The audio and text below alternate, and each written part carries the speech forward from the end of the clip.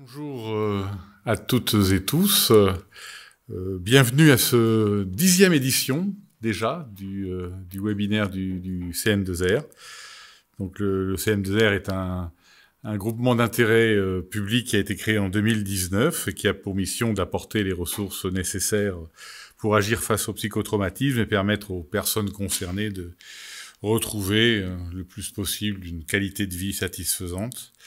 Les webinaires du CN2R sont une des façons de communiquer de notre structure et qui vise à enrichir et à rendre plus accessibles des connaissances actuelles sur le psychotraumatisme et qui s'adresse donc à un public assez large. Aujourd'hui, on a vraiment l'immense plaisir d'accueillir la docteure Ala Kerbaj qui va nous entretenir de cette notion de soutien social et de proche aidant avec une étude des influences sur la trajectoire post-traumatique des enfants et des adolescents. Ça fait longtemps qu'on caressait le projet de la voir venir nous rejoindre et elle a très rapidement et très gentiment accepté notre invitation. Donc la docteure Ala Kerbaj est psychiatre, elle est responsable du pôle enfant du CRP d'Occitanie au CHU de Montpellier. Elle est aussi membre du réseau du stress post-traumatique de l'ECNP, de l'European College of Neuropsychopharmacology. Vous noterez la qualité de mon accent. Elle a travaillé surtout plusieurs années au Liban, notamment avec des ONG internationales, auprès de réfugiés syriens, dans des camps de sujets qui ont survécu à la torture. Elle a travaillé aussi auprès de Palestiniens déplacés, notamment mené une mission à Erbil, on prononce comme ça, en Irak, auprès des femmes yézidis, on dit comme ça aussi, victimes du génocide. Bon, de façon peut-être un tout petit peu plus positive, même si cette action-là était formidable. Elle pilote aujourd'hui en France un programme randomisé contrôlé, qui nous intéresse tout particulièrement sur une intervention post-traumatique précoce qui implémente dans les 3 mois suivant l'exposition à un événement traumatique, à la fois le renforcement de la communication parents-enfants, et à la fois l'acquisition de compétences de stabilisation des symptômes post-traumatiques chez l'enfant en fonction de l'âge, en coordination avec les parents. Mais peut-être tu vas reprendre tout ça dans ton exposé. Et pour finir cette introduction, on a en même temps le grand plaisir d'être là dans la semaine où elle apprend qu'elle va nous rejoindre dans la carrière hospitalo-universitaire, puisqu'elle vient d'entrevoir la possibilité d'un poste de maître de conférence des universités à l'université de Montpellier, où elle pourra encore plus développer ses axes à la fois de formation, d'enseignement, de recherche et de structuration du réseau là-bas autour du psychotraumatisme, et on en est très heureux alors. Donc voilà, je te laisse la parole. Merci beaucoup. Tu en disposes.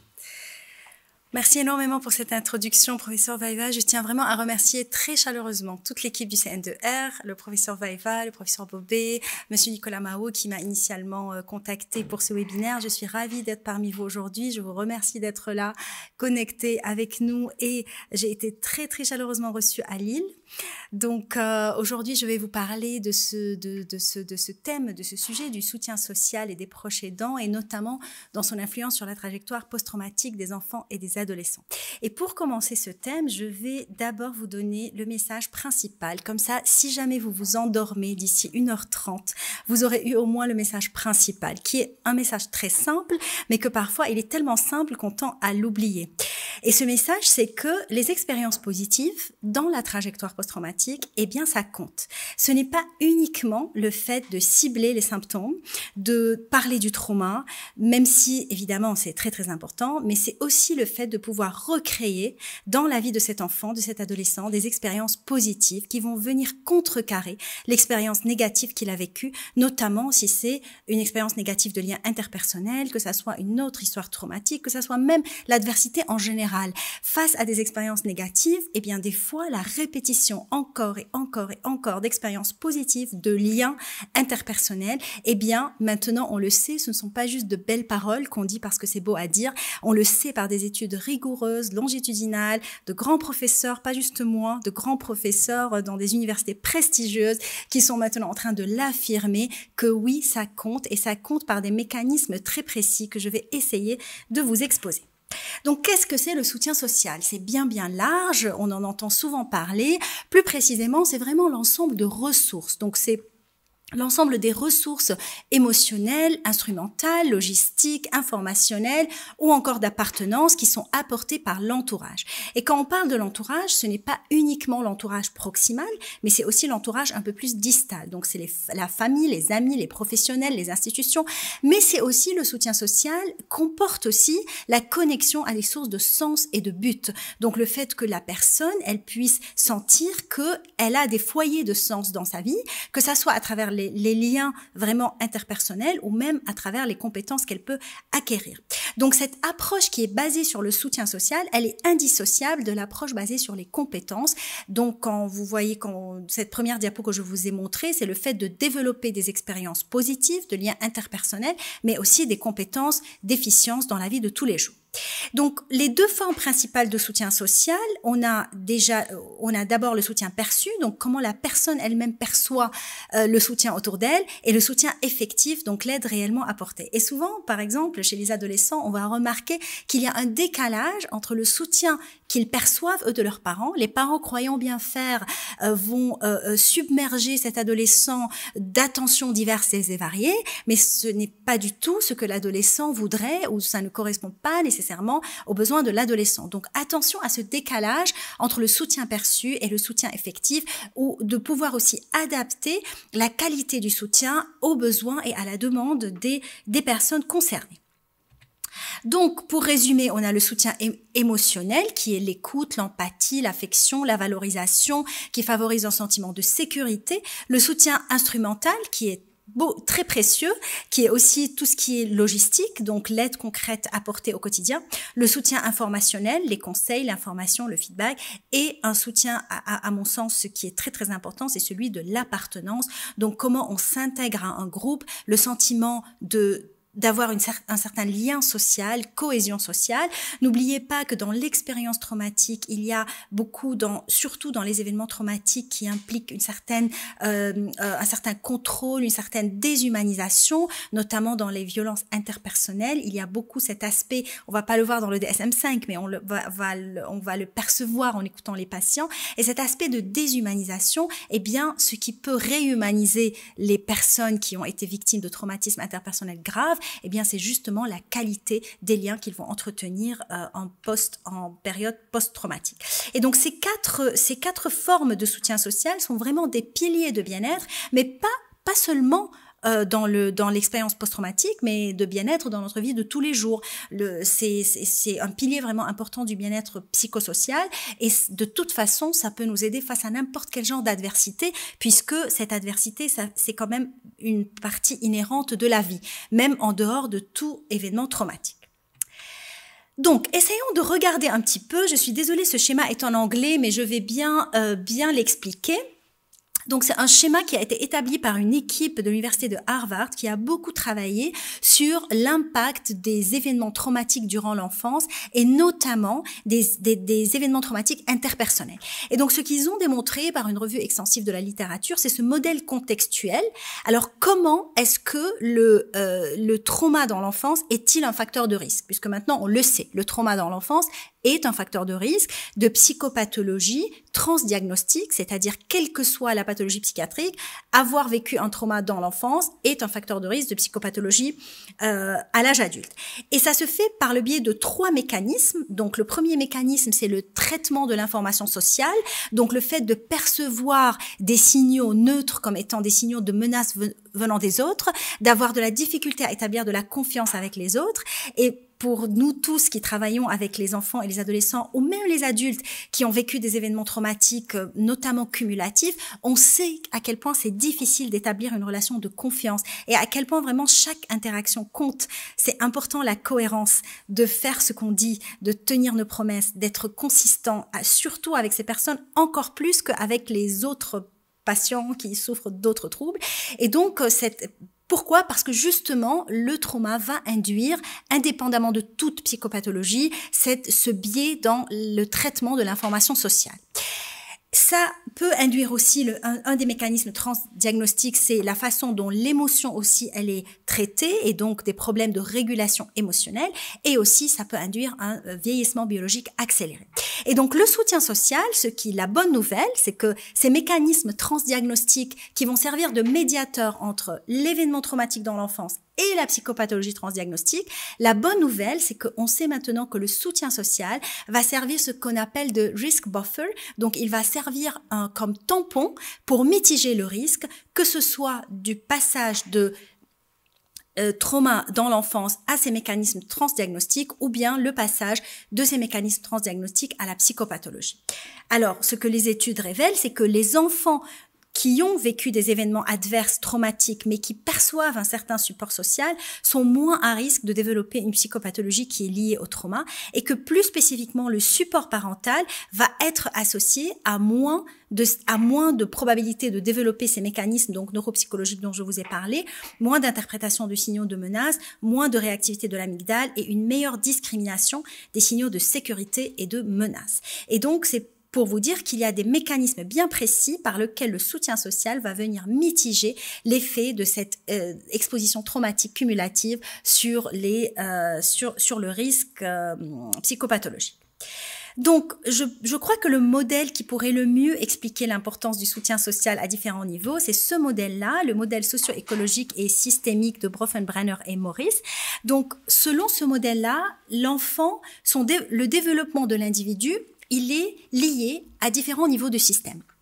Donc, l'individu n'est pas juste un individu comme ça isolé, comme un atome libre. Et donc, quand l'événement traumatique va arriver, il va arriver dans un contexte. Tout arrive dans un contexte. Cet enfant, il avait une vie avant l'événement traumatique.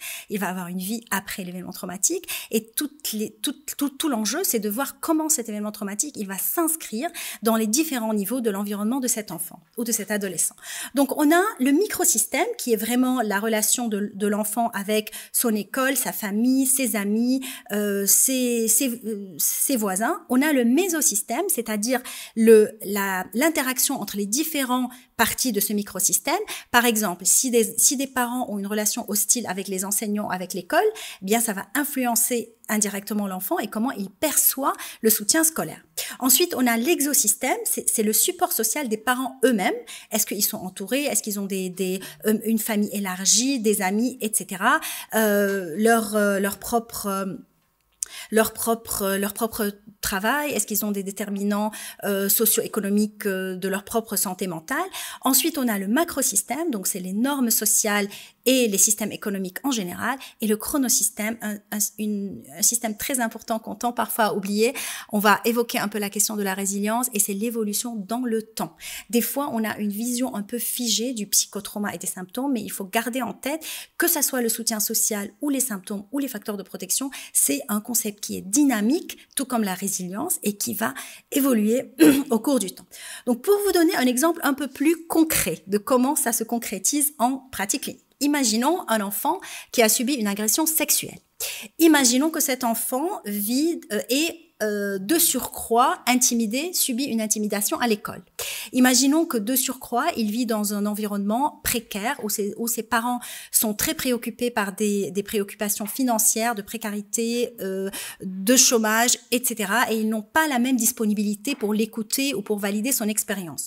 Que de surcroît, ils sont isolés, ils n'ont pas beaucoup de soutien social eux-mêmes, et qu'ils ont des représentations que l'agression sexuelle, c'est quelque chose de tabou, de honteux, et qu'il ne faut pas en parler. Alors, je veux bien faire une TCC tous les jours à cet enfant. S'il a tous ces niveaux-là, toutes ces strates-là qui ne vont pas être au moins ciblés un petit peu avec les parents, c'est sûr qu'il aura plus de risques de résister à la thérapie et de ne pas répondre à la thérapie. Donc, c'est important, dans ce cas, de faire le lien avec l'école, de travailler avec l'école pour cibler l'intimidation, le soutien scolaire, de travailler avec les parents pour augmenter leurs propres ressources sociales, leur propre soutien social, et de les sensibiliser à la question de la représentation autour du trauma et de l'agression sexuelle. Dans cette très belle étude qui a paru pas très longtemps, dans le JAMA Psychiatry, une équipe a étudié, c'était l'une des premières études longitudinales, ils ont étudié sur plusieurs vagues des enfants qui ont vécu dans des environnements très violents à New York et à Puerto Rico, et ils ont vu qu'en fait, ils les ont suivis jusqu'au début de l'âge adulte, et ils ont vu que les enfants les jeunes adultes qui pouvaient précisément nommer au moins une personne adulte dans leur enfance, même si ce n'était pas le parent, qu'ils percevaient comme un soutien pour eux, avaient moins de risques de développer un trouble dépressif majeur, un niveau de stress général et un trouble anxieux généralisé. Donc, les facteurs environnementaux qui vont impacter, en tout cas ce qu'on sait maintenant, des facteurs environnementaux qui vont impacter le trouble de stress post-traumatique et le trouble de stress post-traumatique complexe chez l'enfant et l'adolescent, c'est le fonctionnement familial, donc la qualité des interactions familiales, les styles éducatifs parentaux, on sait que ça va déterminer l'évolution après une exposition traumatique, ainsi que le niveau de soutien parental et social, et bien sûr qui n'englobe pas uniquement le soutien parental, mais aussi celui des enseignants, des pairs, de la communauté. Alors, qu'en est-il si les parents ont eux-mêmes un trouble de stress post-traumatique? Question cruciale, puisque dans cette étude du Lancet publiée en 2018, c'était l'une des premières études qui a aussi montré de manière longitudinale. Bon, donc c'est le genre d'étude qui a le plus de validité, on va dire, scientifique, qui a montré que les parents réfugiés qui avaient eux-mêmes un syndrome de stress post-traumatique, eh bien, leur enfant en général avait un niveau de stress psychosocial plus élevé et plus de risque d'avoir un PTSD. Alors, ça semble peut-être intuitif. On se dit, OK, c'est quoi la grande innovation scientifique de dire que le PTSD parental va augmenter le risque du PTSD de l'enfant? Eh bien, c'est intuitif, oui, mais c'est important de comprendre comment. Parce que quand on comprend comment, c'est comme ça qu'on va cibler cette liaison-là. Donc, si on traite uniquement le PTSD du parent et qu'on assume qu'en traitant le PTSD du parent, eh bien, le PTSD de l'enfant, il va être traité, des fois, on peut se tromper. Donc, il faut bien comprendre les mécanismes pourquoi. Alors, déjà, les parents peuvent eux-mêmes développer un PTSD, même s'ils n'ont pas eu d'exposition directe à cause du PTSD de l'enfant. Mais ce qui est encore plus fréquent, c'est que souvent, ils ont une exposition traumatique antérieure qui n'a rien à voir avec l'exposition de l'enfant.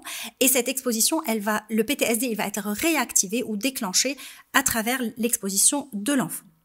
Donc, le principal mécanisme par lequel le PTSD parental va influencer le PTSD de l'enfant, c'est à travers les styles parentaux. Ça a été démontré, notamment dans une très belle méta-analyse, ici je ne l'ai pas cité, de Williamson 2017.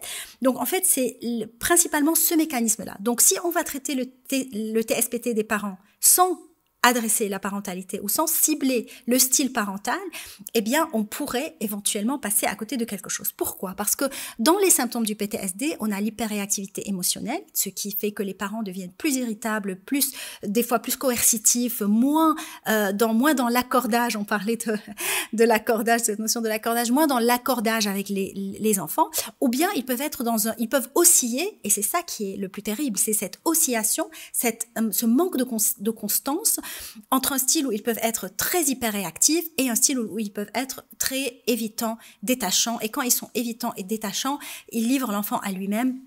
Et ça peut augmenter aussi le risque d'avoir un PTSD de l'enfant. Donc, ces difficultés d'ajustement parental vont entraver les capacités de soutien parental à l'enfant. Sans parler, même en l'absence de PTSD parental, le fait pour un enfant de subir un événement traumatique va avoir des conséquences psychologiques, émotionnelles sur les parents, un sentiment d'impuissance, de culpabilité, une peur persistante pour la sécurité de l'enfant, une hypervigilance parentale et d'autres difficultés émotionnelles. Ça peut aussi altérer les dynamiques familiales puisque les parents vont, qu'ils aient ou non un PTSD, mais ça va être aggravé par le fait qu'ils aient un PTSD, être dans des attitudes d'évitement, de surprotection, des difficultés de communication intrafamiliale. On sait par exemple que les adolescents qui vivent des événements traumatiques deviennent très opposants parce qu'ils essaient de contrecarrer ce sentiment de perte de contrôle très propre à l'expérience traumatique. Et ça crée des conflits avec les parents qui comprennent pas pourquoi elle devient opposant. Ou par exemple des adolescents qui ont subi des agressions sexuelles, qui commencent à jouer un peu de leur corps pour reprendre le contrôle sur leur corps, changer de tenue vestimentaire, avoir des attitudes à risque. Et si les parents ne comprennent pas ces conséquences fonctionnelles du psychotraumatisme, ça peut aussi créer beaucoup de conflits avec les adolescents. Donc c'est vraiment une interaction des caractéristiques de l'environnement qui va qui va affecter le soutien social et parental. Donc le soutien social et parental aussi est soumis à tout un tas de dimensions environnementales qui sont en interaction les unes avec les autres. Donc le fonctionnement familial est en interaction, va affecter le soutien social et parental, la santé mentale parentale également, les styles parentaux également. Alors, en pratique, comment on fait? Comment on renforce le soutien parental et social? Puisque c'est de là dont il s'agit. On sait que c'est un facteur déterminant pour l'évolution. On sait qu'il faut le renforcer. Alors, comment faire?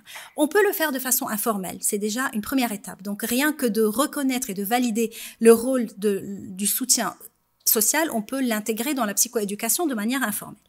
Nous, ce qu'on essaie de faire, en tout cas au CHU de Montpellier, au CRP, c'est une évaluation vraiment qui est structurée, qui a été fondée à l'université de Yale, qui a été validée par un essai randomisé contrôlé aux États-Unis et que là maintenant on essaie de valider aussi dans sa version aussi en ligne au niveau régional. C'est la Child and Family Traumatic Stress Intervention ou la CFTSI. Donc c'est une intervention qui est brève, qui est structurée, qui en 5 à 8 séances, qui est implémentée dans les 3 mois, qui doit être implémentée dans les 3 mois suivant l'exposition à un événement traumatique, même si l'enfant a des expositions traumatiques antérieures. On n'exclut pas les enfants qui ont des traumas complexes, mais il faut que l'événement actuel, il date de moins de 3 mois. Et le but de cette thérapie, c'est vraiment de renforcer le soutien familial, d'améliorer la communication autour des symptômes et la gestion des symptômes post-traumatiques. Donc, elle va impliquer activement les parents dans la réponse au traumatisme. Elle ne comporte pas d'exposition aux souvenirs traumatiques. Donc, ce n'est pas une thérapie spécialisée dans le sens où on va chercher surtout à stabiliser les symptômes et renforcer la communication entre parents et enfants, mais pas à réexposer aux souvenirs traumatiques. Parce que souvent, les adolescents vont dire « Ah non, je veux pas du tout parler du trauma ». Ils vont être dans l'évitement et c'est prévisible à un stade aussi précoce. Donc, on les rassure que dans cette intervention, il ne s'agit pas du tout de réexposer aux souvenirs traumatiques comme ce qu'on peut faire dans la TCC centrée sur le trauma ou à un stade ultérieur. Donc, qu'est-ce qui se passe pendant cette intervention? Dans la première séance, on va voir uniquement le ou les parents seuls, idéalement mais en général, c'est juste la mère qu'on voit parce que le père, il est occupé, mais ça dépend. Donc, idéalement, on essaie de voir les deux. On va vraiment essayer tout d'abord d'écouter les parents. Donc, il y a une partie structurée, une partie qui n'est pas très structurée. Dans la première partie, on va essayer d'écouter un peu les parents pour voir leurs difficultés actuelles avec l'enfant, de travailler sur la psychoéducation sur les symptômes post-traumatiques. Donc, on va faire passer une échelle avec les parents pour qu'ils puissent évaluer les symptômes de l'enfant, pour pouvoir dépister ces symptômes post-traumatiques. Et on va faire un dépistage d'exposition traumatique antérieure chez les parents et une évaluation des symptômes post-traumatiques et dépressifs de l'enfant. Alors, quand on fait ça, le fait de dépister, on va pas juste dépister pour dépister. Le fait de vraiment de dépister une exposition traumatique antérieure chez les parents et même un PTSD chez les parents, on va le faire dans le but de s'en servir comme matériel pour apaiser les parents, pour leur faire comprendre ce qui se passe, pour faire le lien entre ce PTSD et le changement dans les styles parentaux et la façon dont ils soutiennent leur enfant. Donc cette première séance est très dense. En général, on peut la faire en 2 parties, mais elle est longue, elle dure 1h30 parce qu'elle comporte une partie structurée et une partie qui est plus informelle. Mais ça va être un peu ça le matériel. Dans la deuxième séance, on va voir l'enfant seul. On va aussi évaluer avec lui les symptômes post-traumatiques. On va voir ses attentes et ses besoins et comment il perçoit le soutien de ses parents. Donc, qu'est-ce qui bloque à ce niveau? Comment il perçoit que ses parents sont avec lui? Quelles sont les sources de conflits actuels? Et donc, on va essayer d'évaluer aussi les symptômes post-traumatiques et dépressifs par l'enfant.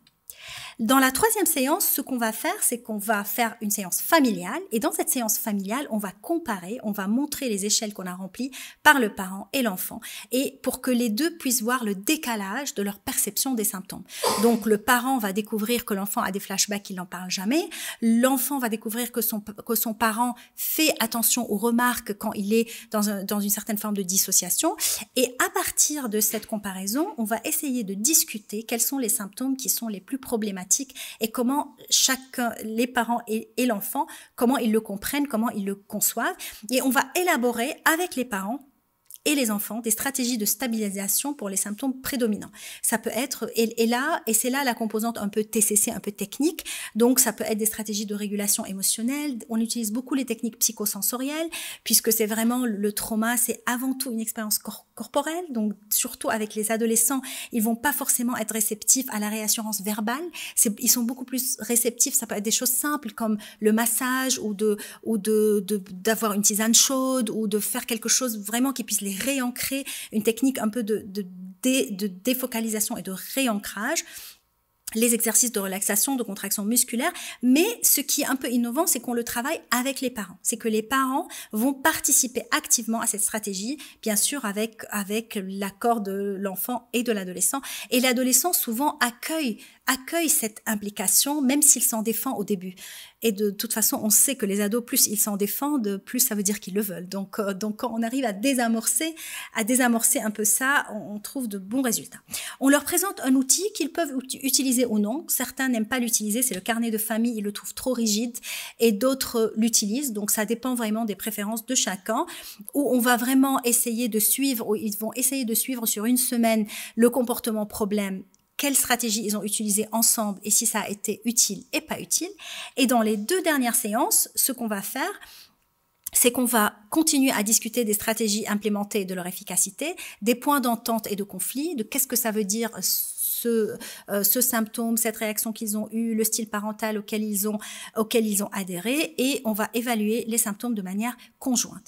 Donc dans cette thérapie, bon, c'est pas une thérapie révolutionnaire puisque les techniques qu'on utilise, elles sont utilisées aussi dans d'autres genres de thérapie, mais ce que je trouve particulièrement efficace dans cette thérapie, c'est le fait qu'elle implique activement les parents dans la reconnaissance des symptômes, dans la compréhension des symptômes et de comment communiquer autour des symptômes, et pas seulement des symptômes, mais aussi des progrès, des points d'entente, des conflits, de ce qui pose un peu problème au niveau de cette interaction.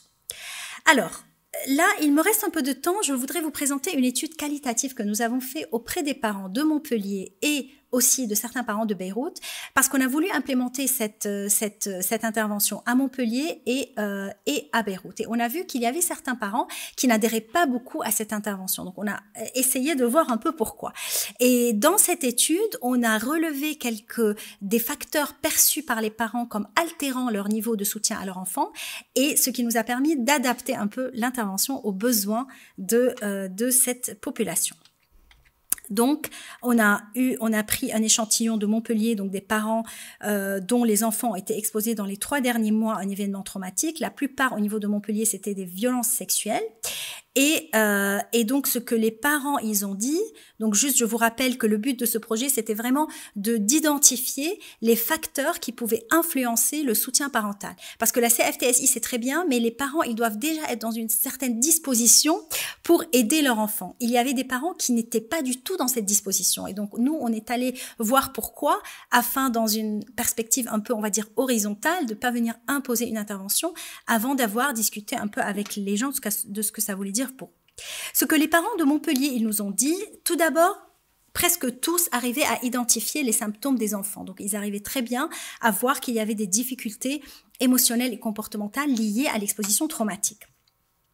Beaucoup rapportaient un vécu d'inefficience parentale, ce qui avait un impact important sur la relation parent-enfant, beaucoup de culpabilité, des sentiments d'inefficacité parentale, une augmentation des conflits familiaux, une resurgence de souvenirs traumatiques antérieurs, ce qui confirme un peu ce qu'on avait déjà dit.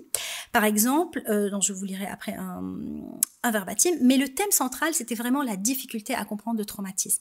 Donc la difficulté, une remise en cause du rôle social après le traumatisme, ce qui veut dire qu'ils avaient du mal à voir, en fait, ils avaient une représentation un peu négative liée au statut de victime, donc ils voulaient pas traiter leur enfant comme une victime.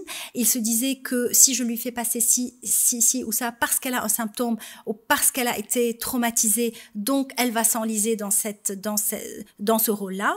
Et donc, c'était important de voir que c'était vraiment un manque de connaissance des conséquences fonctionnelles tout simplement du traumatisme. Donc, je vous lis rapidement ce verbatim. Parfois, j'ai l'impression qu'elle essaie de profiter de la situation, se servir de ce qui lui est arrivé pour obtenir des adaptations à l'école. Elle n'a accepté d'aller voir notre médecin que lorsqu'on lui a dit qu'il pouvait justifier auprès de l'école son absence et demander des aménagements particuliers. Donc, il y avait comme une forme de suspicion par rapport aux symptômes de l'enfant. Est-ce qu'il n'en fait pas un peu trop? Est-ce qu'il n'est pas un peu en train d'exagérer? Dans le 4e thème, il y avait aussi le thème qui a beaucoup ressorti, c'est le manque perçu de collaboration avec les écoles et le manque de soutien scolaire, d'où notre adaptation ultérieure. On a rajouté un peu notre infirmière systématiquement avec l'accord des parents. Maintenant, elle contacte l'école pour essayer de travailler un peu cette dimension. Ne pas oublier que l'enfant passe beaucoup de temps à l'école et donc c'est important de prendre en compte cette source de soutien social. Je ne vais pas vous lire tout ça, mais je le fais rapidement.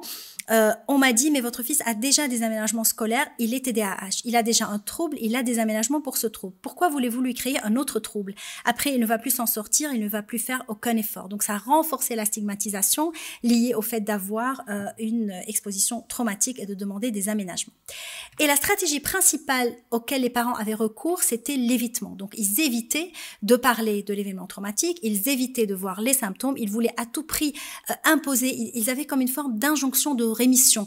Ils avaient entendu quelque part qu'il fallait absolument continuer les routines habituelles. Donc, ça dit quelque chose sur notre façon de présenter la psychoéducation. Parce que oui, dans la psychoéducation, on dit essayer de maintenir les routines habituelles, etc. Mais des fois, ça ne correspond pas au vécu des parents. Donc, pour eux, maintenir les routines habituel, ça se fait, mais au prix d'énormes conflits avec l'adolescent, des scènes incroyables. Donc, on a aussi repensé un peu cette psychoéducation de manière à ce qu'elle soit un peu plus adaptée aux besoins des parents et des enfants.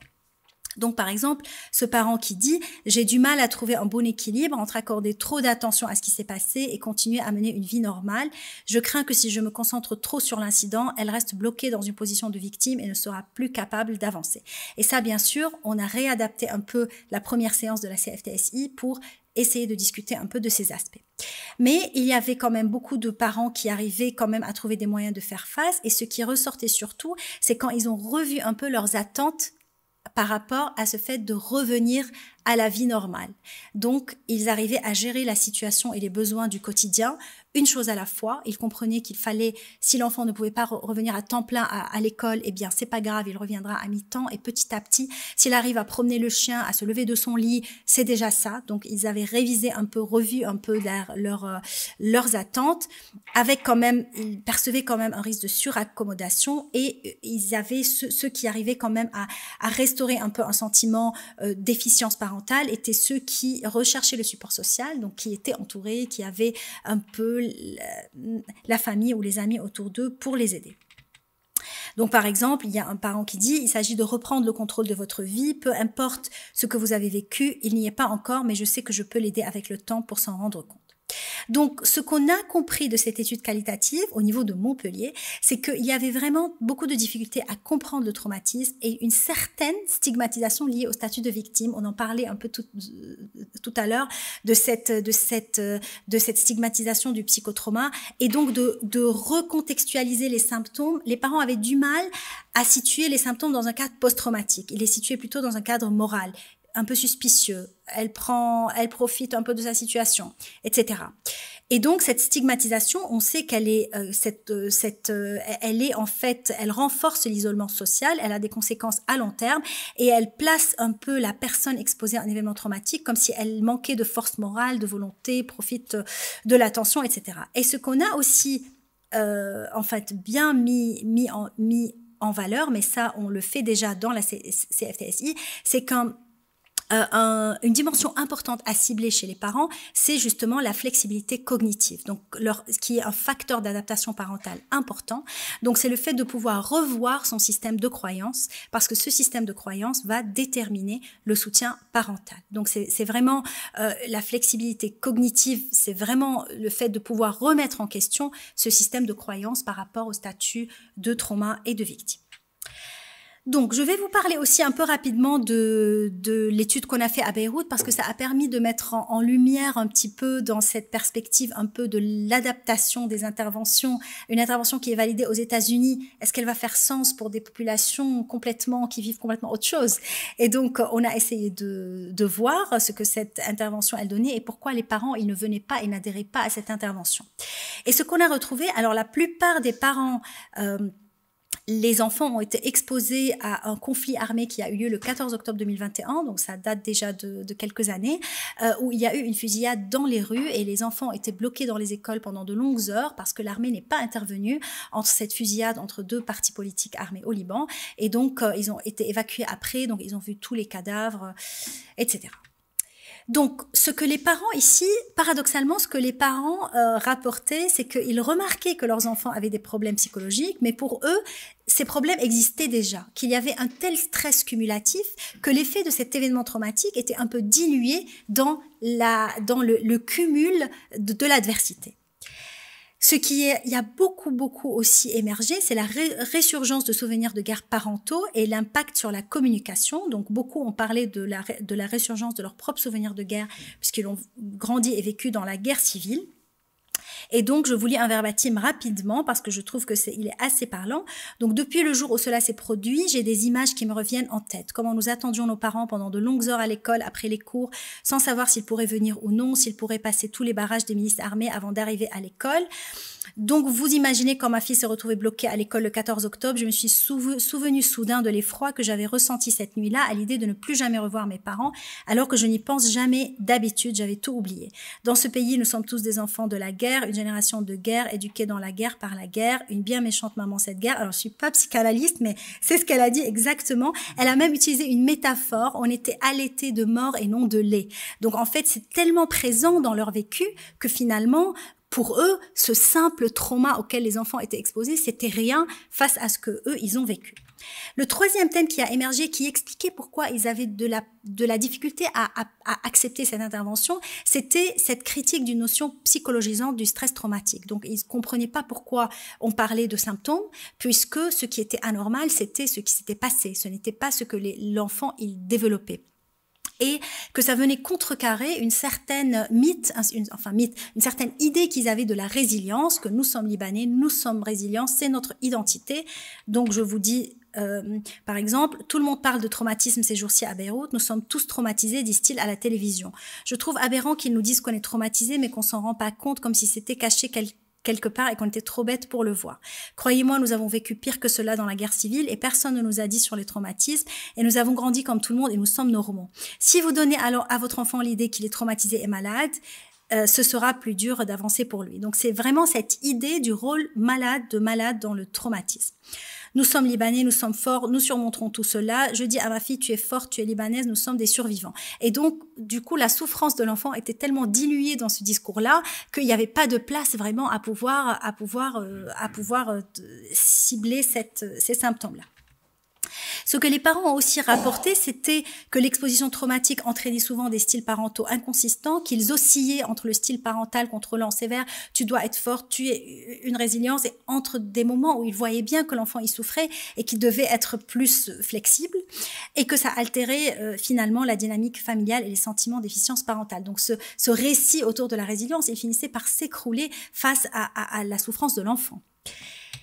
Alors, ils ont rapporté quand même beaucoup de moyens de faire face à l'adversité et notamment le support social et le coping collectif, le fait que c'était une souffrance partagée par beaucoup de parents, que tout le monde vivait la même chose, ça s'était vraiment mis beaucoup en avant. L'humour, puisqu'ils sont habitués à blaguer sur la mort, sur la guerre, nous vivons comme on s'ennuie jamais, c'est comme un jeu vidéo, c'est comme ça une forme de banalisation un peu extrême de l'horreur en fait.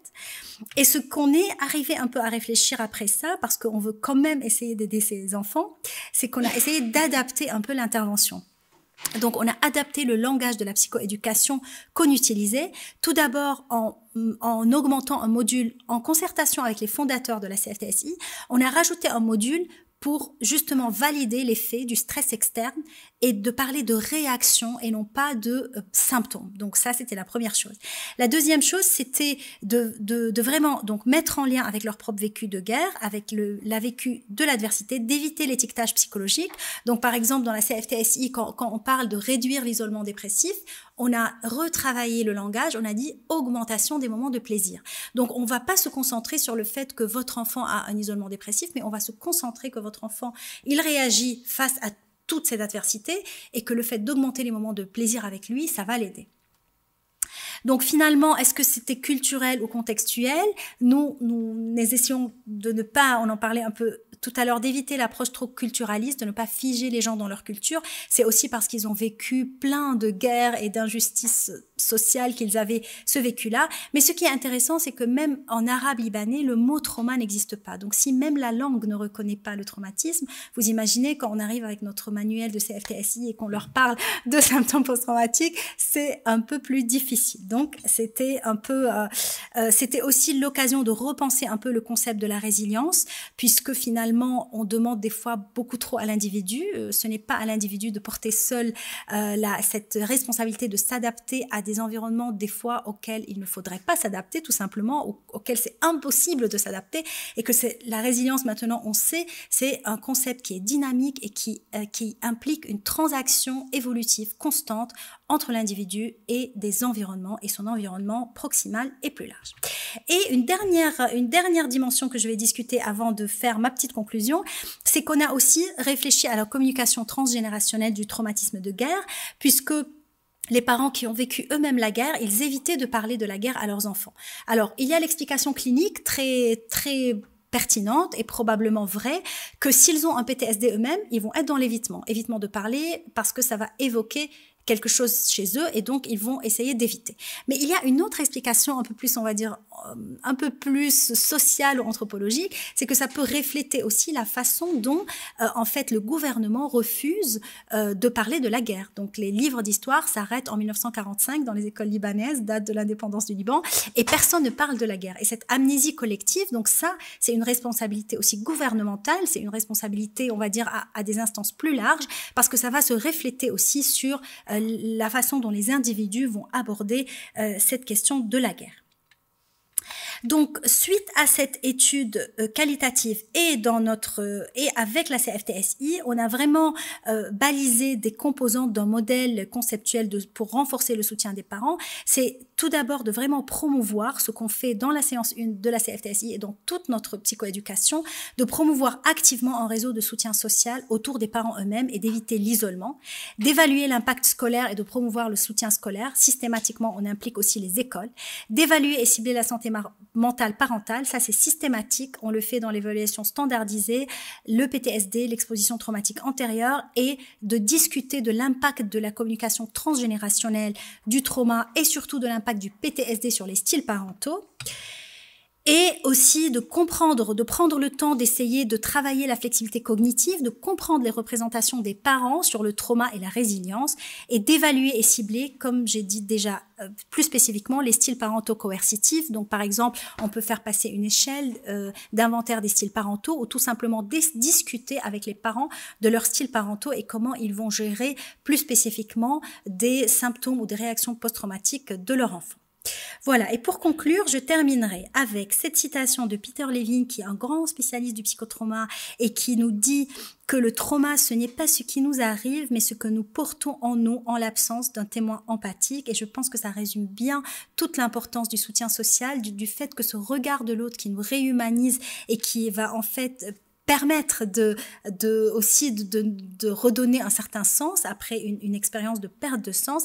Et ce film merveilleux de Akira Kurosawa, Dreams, il ne parle pas spécifiquement de traumatisme, mais c'est une séquence de rêves qu'il fait, et chaque rêve en fait rapporte un souvenir qu'il a, donc des souvenirs parfois qui sont très très douloureux, et la dernière scène, elle se finit en fait, pour finir sur une note d'espoir, par une très très belle en fait, un très très beau hommage à la vie qui continue malgré tout.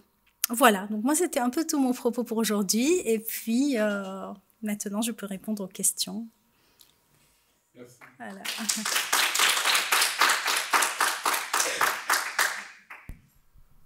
Je suis dans les temps à peu près. Je parlais un peu vite, mais... Alors, on va passer aux questions du chat. J'en ai une première, c'est quels outils de stabilisation proposez-vous aux enfants et parents dans le cadre de la CFTSI? Oui, alors il est vrai que je l'ai abordé rapidement. Donc, on utilise beaucoup des stratégies de régulation émotionnelle. Donc, identification des symptômes, identification des émotions, techniques de recentrage, techniques de défocalisation, les techniques psychosensorielles, toutes simples. Ça peut être la respiration, la contraction musculaire, les techniques d'ancrage, on utilise beaucoup.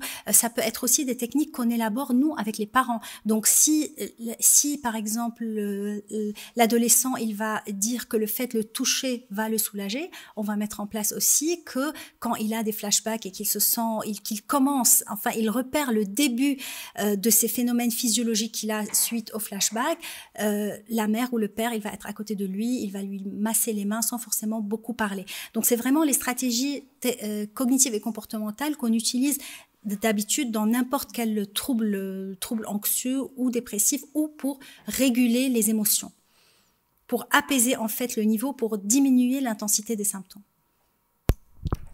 Merci. Est-ce qu'il y a des questions dans la salle?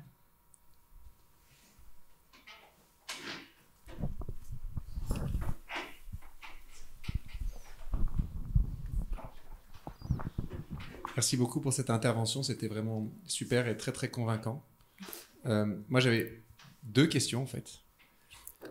Je suis gourmand. La première, c'est de savoir comment vous faisiez dans le cas où les parents étaient agresseurs par rapport au choix des personnes dans le groupe. Et la deuxième question, c'est je vois que l'intervention elle est faite en post-traumatique immédiat. Est-ce que vous avez déjà des expériences, j'imagine envisager de le faire pour des traumas constitués, soit avant, soit j'imagine qu'en cours de traitement en TCC, on imagine bien que si au moment où l'enfant, par exemple, évolue sur le plan thérapeutique, d'avoir les parents qui évoluent en même temps, il peut avoir une dynamique assez intéressante. Et je voulais savoir votre avis par rapport à ça. Tout à fait. Merci pour ces questions.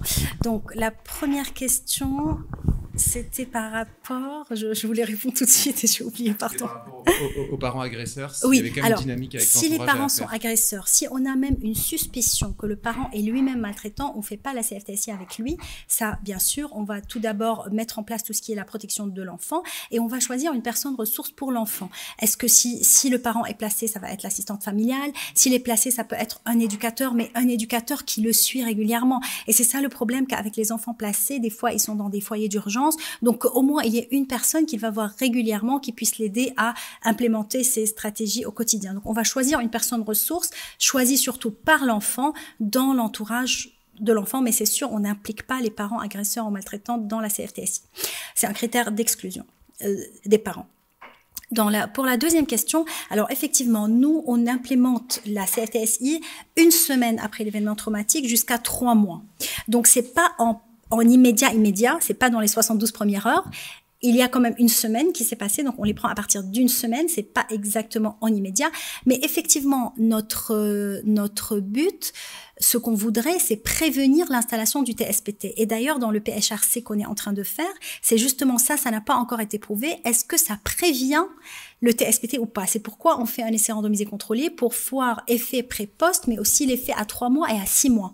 Parce que notre but, c'est aussi comme une forme d'intervention de prévention secondaire. Alors, même si le TSPT est déjà constitué, à 2 mois par exemple, on peut dire qu'il a un TSPT qui est constitué, de toute façon, ça peut servir de stabilisation pour s'apprêter à faire une TCC. Si, quand on a fini la CFTSI, le TSPT est toujours là, puisqu'on fait l'échelle pré-post, eh bien, dans ce cas, on va l'orienter vers une TCC centrée sur le psychotrauma. Ça répond à votre question? D'accord. Alors, je ne sais pas si c'est une question ou alors elle va peut-être venir au fur et à mesure de ce que je voudrais témoigner. Mais quand je t'entends reprendre ce passionnant travail à Beyrouth, tu nous en avais déjà un petit peu parlé. On a eu la primeur, la joie d'avoir cette primeur dans l'après-midi, de cette résistance des groupes de parents à la stratégie au Liban, là, à Beyrouth. Moi, j'ai pas pu m'empêcher de penser à ce qu'on a un petit peu collectionné avec l'équipe du CN2R dans ce qui s'est passé à Mayotte, dans ce qui se passe à Mayotte, hein, et à la mobilisation des ressources, hein, tant communautaires que religieuses, que sanitaires, autour de Chido. Hein. Avec quand même cette même réflexion,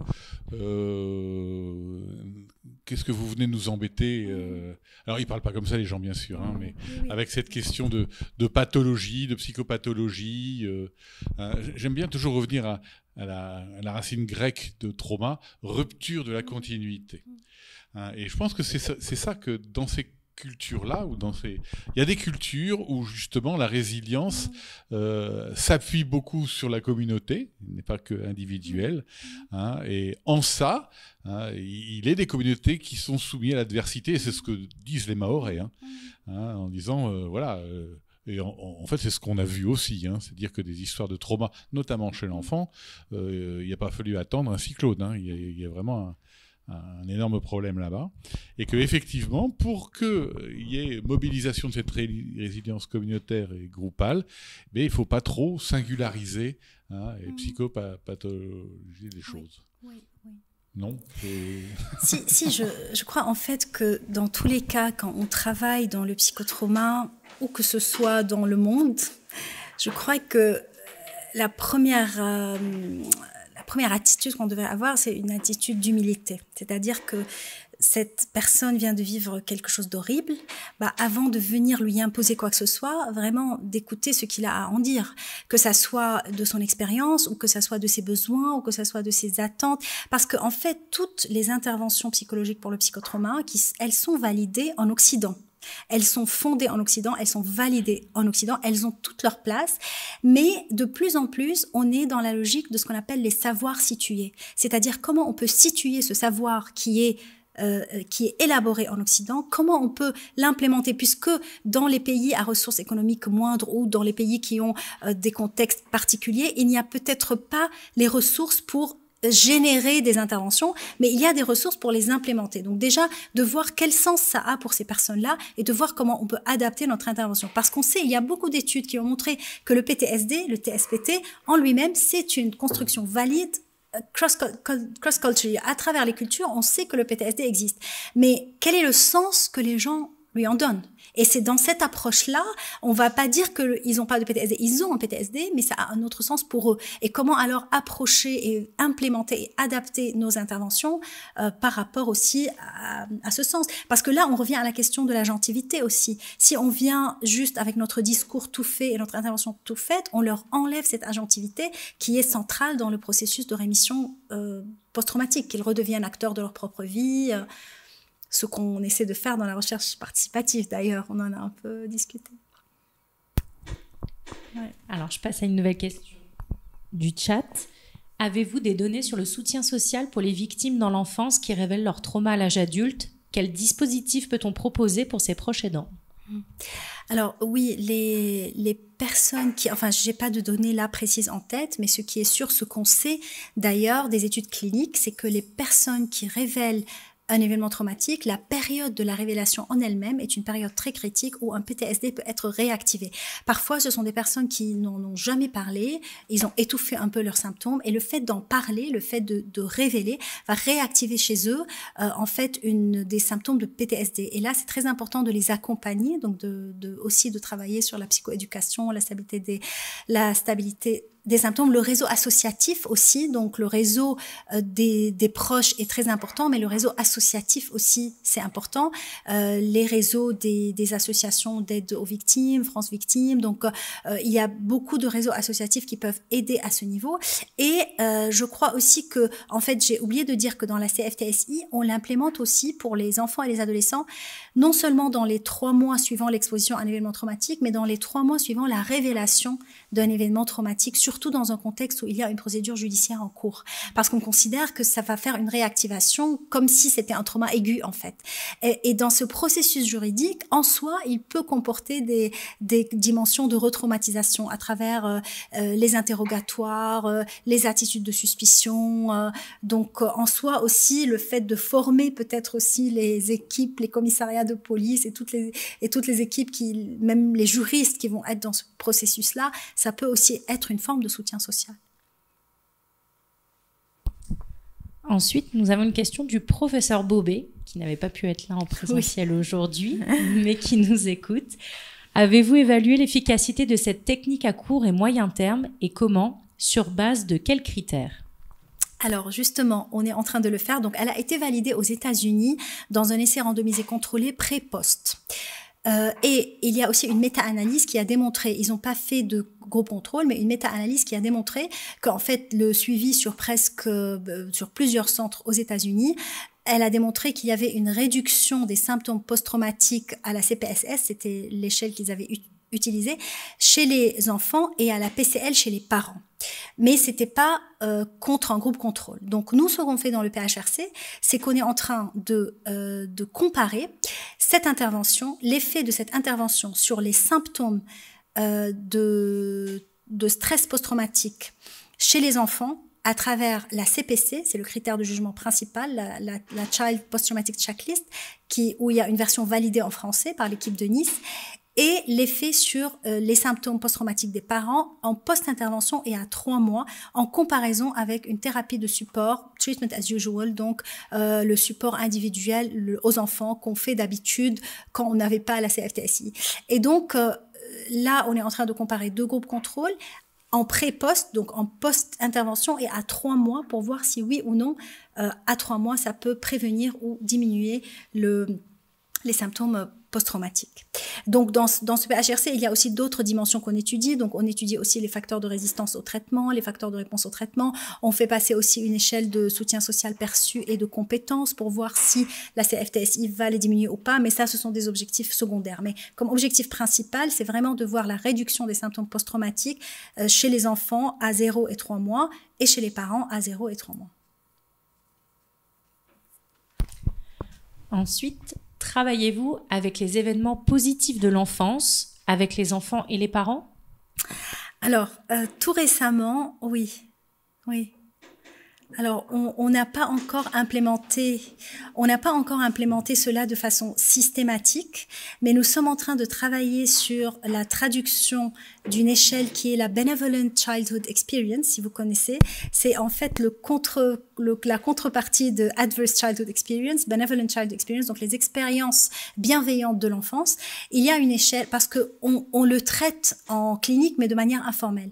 Et là, on est en train de travailler sur la traduction des événements bienveillantes de l'enfance, mais surtout dans un projet qu'on est en train de faire avec le professeur Raoul Belzo, donc aussi au CHU de Montpellier, en périnatalité. Ce qu'on voudrait faire, c'est d'étudier spécifiquement l'effet des événements adverses de l'enfance et des événements bienveillants de l'enfance chez les femmes enceintes et leur influence sur l'interaction précoce mère-bébé et si ça peut être un facteur protecteur qui mitige le risque chez celles qui sont déjà exposées. Parce que l'idée, quand on parle de facteur protecteur, c'est pas juste de dire ce facteur est protecteur et ce facteur est un facteur de risque, mais c'est de comprendre les mécanismes par lesquels un facteur de protecteur devient protecteur dans un contexte à risque et par lesquels un facteur de risque est un facteur de risque. Donc c'est cette vision un peu dynamique qu'on essaie un peu d'instaurer. Et donc l'équipe du professeur Belzo, ils ont une petite cohorte de femmes enceintes et on a pu greffer dessus, le CRP, on a pu greffer dessus justement une échelle de trauma de l'enfance et une échelle justement des expériences bienveillantes de l'enfance. Mais malheureusement, c'est pas encore inclus dans l'évaluation standardisée globale. On utilise une autre échelle qui est l'échelle de mesure de la résilience, qui étudie non pas les événements positifs passés, mais les événements positifs actuels, donc le soutien social perçu par l'enfant ou l'adolescent, et les compétences d'efficience et d'autodétermination. J'ai encore une remarque. Oui. Tu partages avec nous des éléments de verbatim, c'est toujours très intéressant, on aime beaucoup ça quand on est clinicien. Mais j'ai bien lu quand même que les exemples que tu prends sont des jeunes filles, beaucoup, hein, 12 ans, 13 ans, 14 ans. Moi, j'ai cette culture du trauma, bien sûr, mais aussi celle des conduites suicidaires. Oui. Les conduites suicidaires en dessous de 14, les conduites suicidaires chez les 16, 17, 18, c'est pas tout à fait la même chose. Là, les éléments de verbatim que tu as choisis sont des ados que moi je trouve jeunes, mais je suis un psychiatre, un infâme psychiatre d'adulte. Hein, est-ce que tu penses qu'il y a des différences, ou c'est moi qui en vois là où il n'y en a pas, et j'étendrai même du côté du genre, si c'est utile. Oui, bien évidemment. Alors, cette étude qualitative, c'est vraiment une étude exploratoire où on voulait un peu étudier surtout la perception des parents des facteurs qui influencent leur niveau de soutien à l'enfant. C'était vraiment ça l'objectif de l'étude. Bien sûr, on ne peut absolument pas généraliser en termes ni de symptômes. Et d'ailleurs, c'était très difficile parce que c'était moi-même qui avais fait les entretiens. C'était très difficile de me défaire de ma casquette de clinicien parce que je me suis dit, mais cet enfant, il a un PTSD, il faut absolument le traiter. Et donc, il fallait me dire que vraiment, là, je suis dans une optique d'écouter vraiment les perceptions des parents et on s'occupera après de traiter l'enfant. Donc, on ne fait absolument aucune généralisation ni par rapport aux symptômes, ni par rapport même au risque suicidaire, parce que c'était vraiment une étude pour écouter les perceptions des parents de qu'est-ce qui influence leur niveau de soutien à l'enfant. Mais on ne peut pas généraliser, bien sûr. C'était une population, la moyenne d'âge était de 12 ans, donc c'était surtout entre 11 et 15 ans. Donc peut-être que les ados plus grands, ils ont que les parents d'ados plus grands ont d'autres besoins et d'autres attentes et d'autres perceptions. Garçons-filles ? La plupart étaient des filles. Donc, on avait la majorité des échantillons étaient des filles. C'était un échantillonnage qu'on prenait au fur et à mesure des urgences. Et donc, il se trouve que la majorité étaient des filles. Alors, est-ce que ça reflète le fait que les filles sont plus fréquemment exposées à des événements, à des agressions sexuelles? En tout cas, c'est peut-être le cas sur Montpellier, mais même dans l'échantillon de Beyrouth, où c'était majoritairement des événements liés à la guerre, au conflit armé, majoritairement, c'était des filles. Et donc, comme c'est une étude qualitative, on pouvait pas vraiment, on n'était pas à la recherche de résultats significatifs. C'est une étude exploratoire.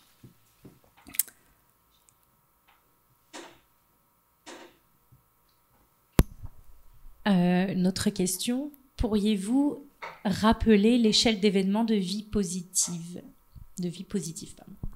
L'échelle d'événements, alors ça dépend. Est-ce qu'il y a l'échelle des expériences bienveillantes de l'enfance? C'est comme ça la traduction, on va dire. Je ne sais pas si c'est à cette échelle-là que la personne se réfère. C'est une échelle en fait qui est en fait assez courte, 7 à 10 items, et où on va en fait demander à l'adulte, c'est une échelle qui est destinée aux adultes, on va demander à l'adulte, quand vous étiez enfant, est-ce que vous sentiez qu'il y avait au moins un adulte dans votre entourage qui vous soutenait, qui vous occupait de vous, qui vous emmenait chez le médecin quand vous en aviez besoin, etc., etc. J'ai pas tous les items en tête, mais c'était surtout pour explorer si l'adulte, il percevait que dans son enfance, il y avait des adultes qui étaient bienveillants envers lui. Si c'est bien cette échelle-là. Moi, c'est cette échelle-là c'est l'équipe de Narayan qui l'a élaborée. Ensuite, dans le cadre d'un ado autiste sans déficience intellectuelle, y a-t-il une approche spécifique pour l'aider? Alors, oui, ça c'est une grande question, la question des TND et comment le PTSD, il se manifeste dans les TND. Alors, c'est sûr que là, pour le moment, on manque beaucoup de ressources par rapport à ça. On manque d'interventions valides et spécifiques par rapport à ces enfants. Quand c'est un trouble de spectre autistique avec des capacités de langage qui sont maintenues, où il y a quand même, on essaie quand même de faire la CFTSI, on essaie de faire le même travail avec les parents, mais c'est sûr qu'on manque encore de recul et qu'on manque de ressources nécessaires pour justement adapter de manière spécifique à des personnes qui ont des besoins spécifiques comme les TSA. Comment les parents s'emparent des outils transmis? Quels sont les professionnels présents lors des séances? Avez-vous une équipe de protection émotionnelle? Alors, équipe de protection émotionnelle. Donc déjà, dans la CFTSI, on ne fait pas de réexposition aux souvenirs traumatiques. Donc, on a très peu de situations où l'enfant va être débordé, où l'enfant va être parce qu'on reparle pas de l'événement traumatique, on parle vraiment des réactions au quotidien qui créent une difficulté à l'enfant et qui créent des difficultés de communication avec les parents. Donc on n'a pas de décompensation, on va dire, qui est liée à l'exposition traumatique, parce que de toute façon on fait tout pour stabiliser. Donc il n'y a pas une équipe de protection émotionnelle, puisque ce sont des professionnels qui le font. C'est des psychologues, moi-même, donc psychiatre, psychologue et infirmière spécialisée puéricultrice qui a été formée à la CFTSI. Nous, on forme beaucoup les infirmières, surtout si elles ont une bonne expérience clinique et qu'elles travaillent en fait depuis longtemps auprès d'enfants qui sont exposés à des traumas. Donc, ce sont déjà des professionnels de la santé mentale qui font cette intervention.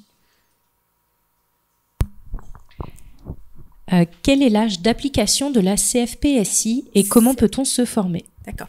C'est 7 à 17 ans. 7 à 17 ans. Actuellement, pour se former, il faut contacter les fondateurs qui sont à l'université de Yale. Mais notre projet, c'est qu'on puisse devenir nous-mêmes formateurs pour pouvoir, parce qu'on a traduit tout le matériel et le manuel. Donc, notre projet, c'est de devenir nous-mêmes formateurs de la CFTSI.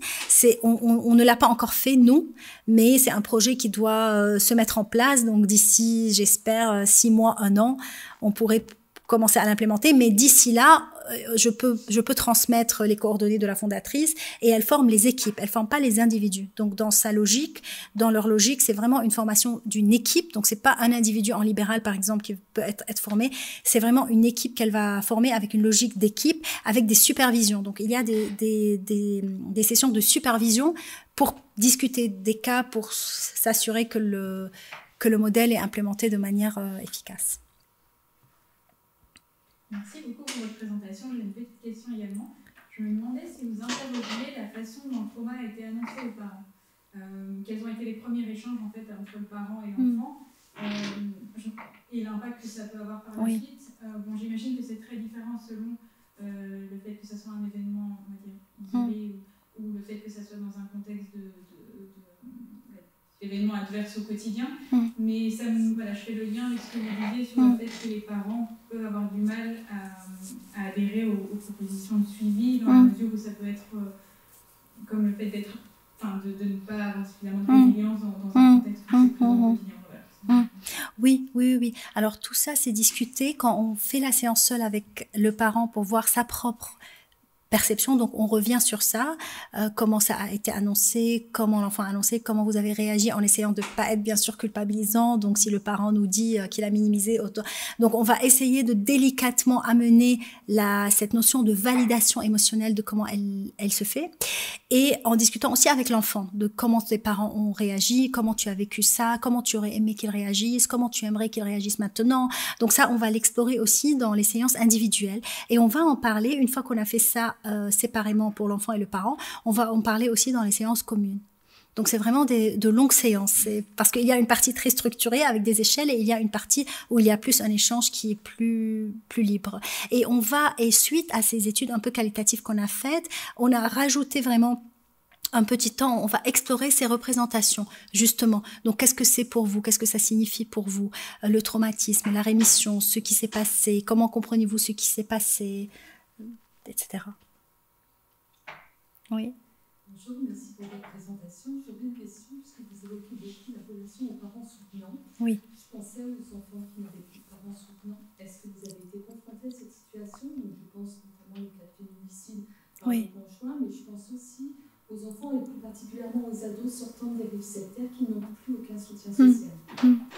Oui, en fait, ça c'est la grande difficulté, parce que bien sûr, idéalement, on a les parents, ça c'est la famille où on va être, mais on a beaucoup de situations où les enfants ils n'ont pas de parents, ils ont perdu leurs parents, ou les parents ne sont pas soutenants, mais on va chercher dans l'entourage de cet enfant un adulte de référence, un adulte qui soit perçu par lui comme une personne ressource et qui soit à peu près au quotidien avec cet enfant. Ça peut être une assistante sociale, ça peut être un éducateur, ça peut être en fait quelqu'un qui est impliqué dans le suivi de cet enfant. Donc voilà. Informez-vous lors d'ateliers de prévention in situ dans les écoles, collèges, lycées, universités, ainsi que les professionnels de l'éducation, les parents et les enfants.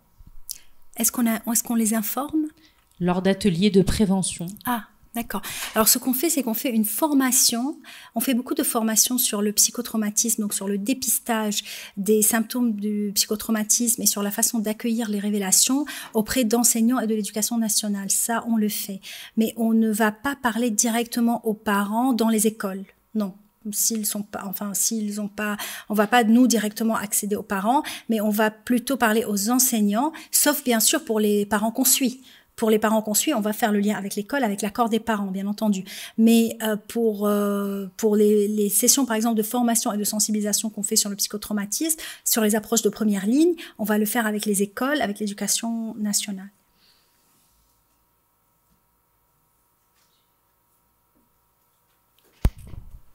D'autres questions dans la salle?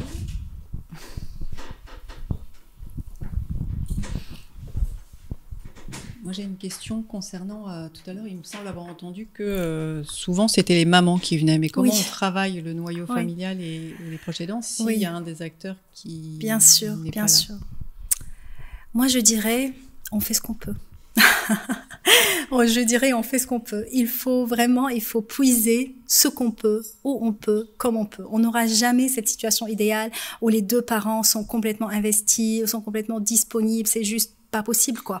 Mais il faut commencer quelque part. C'est comme, je le dis toujours, il faut créer des foyers, des petits foyers de sens, des petits foyers d'action. On commence à agir petit à petit. Déjà, si la maman, elle vient, si le père, il ne reconnaît pas le traumatisme, ou qu'il est trop occupé, ou qu'ils sont dans des rôles très, très traditionnels, où lui travaille trop, et elle, ça existe encore, hein. Donc, on va faire comme on peut. On fait ce qu'on peut. Nous, ce qu'on fait, c'est qu'on appelle quand même le papa au moins une fois. On lui explique, on lui demande de venir. Des fois, il vient, des fois, il vient pas.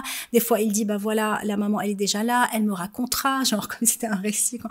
Donc, on fait ce qu'on peut. Il faut être dans cette dynamique-là. On fait ce qu'on peut, comme on peut. On puise où on peut et par le bout duquel on peut, si je puis dire. Merci pour cette présentation. Moi, j'ai plutôt, en tant que psychologue de l'adulte, je trouve qu'on a toujours beaucoup à apprendre des cliniciens, de l'enfant et de l'adolescent, et notamment sur la manière dont le soutien social est traité. Parce que dans cette intervention, en fait, vous donnez l'opportunité aux parents d'apprendre une autre façon de communiquer, d'apprendre une autre façon d'offrir un soutien à l'enfant, et donc de meilleures capacités, j'allais dire, d'adaptation dans ce contexte très particulier. Quel pont voyez-vous? Comment nous, cliniciens de l'adulte, on pourrait utiliser en fait cette approche-là, parce qu'on sait très bien qu'un TSPT va faire exploser parfois les familles. Quand on regarde les études épidémiologiques, vous avez une explosion des divorces quand un des membres du couple présente un TSPT. Et donc, ça questionne aussi notre pratique d'accompagnement d'adultes finalement présentant un TSPT. Donc, quel pont voyez-vous? Est-ce que vous avez déjà vu des pistes de transfert de... Bien sûr. Alors, il y a plusieurs ponts, vraiment. Idéalement, puisque vous allez parler bientôt du CRP idéal, le CRP idéal serait un CRP où les professionnels de l'enfance et les professionnels des adultes sont ensemble dans un même CRP, font des staffs communs, discutent ensemble. Je crois que déjà, le CRP, les professionnels de l'adulte qui travaillent dans le psychotrauma gagneraient à être sensibilisés à la dimension de la parentalité et des styles parentaux dans l'impact sur la détresse émotionnelle des parents. Que le PTSD en lui-même, bien sûr, il y a les symptômes en lui-même qui créent une détresse, mais ce qui crée une détresse chez un parent, c'est de sentir qu'il est un parent, un parent inefficace, ou de sentir qu'il est un parent impuissant face à ses enfants, ou de sentir qu'il fait mal à ses enfants. Donc cette dimension de la parentalité, elle joue un rôle très important dans le bien-être des parents, pour ceux qui sont parents, bien entendu. Donc pour ceux qui sont parents, de s'intéresser déjà à cette dimension, de comment ça altère votre relation avec votre enfant, même si l'enfant n'a pas de PTSD ou d'exposition traumatique, comment vous sentez que ça affecte votre enfant, et d'essayer d'entamer au moins une discussion délicate et sans jugement sur les styles parentaux.